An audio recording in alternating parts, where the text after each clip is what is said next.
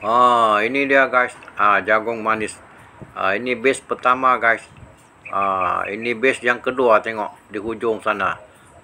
Dan naik air sudah guys. Tengok longkang ni sudah mula melimpah. Tapi yang ni masih okey lah.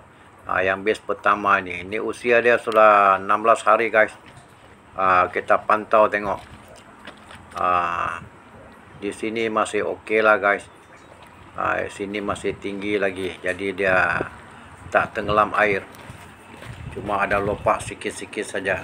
Dia tapi sini lopak ni dah penuh air guys. Dah penuh air, cuma bahagian ini masih lagi tinggi lah, dia tak tenggelam.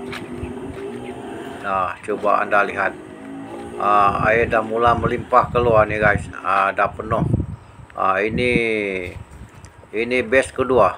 Yang ini baru tanam 6 hari guys. Tengok, dia sudah naik ni. Tapi apakan daya, tengok beberapa tempat sudah kena tenggelam guys. Ada yang tenggelam penuh pun ada, tak nampak pucuk dia. Kita pantau lagi guys. Yang sebelah ni, baris ni okey lah guys, dia tinggi sikit. Tapi di baris di tengah nanti dan baris di hujung ni, dia tengok semua air guys. Semua air. Harap-harap dia okey lah guys. Di sini habis, tenggelam semua. Tengok air parit sudah melimpah-limpah guys. Harap-harap dia okey lah, supaya dia tak rosak lah guys. Moga air ni cepat kering lah. Tengok semua longkang air sudah naik, sudah penuh guys.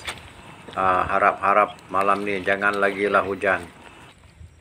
Okey, sekian saja dari Angka untuk kali ini. Jumpa lagi di next konten guys.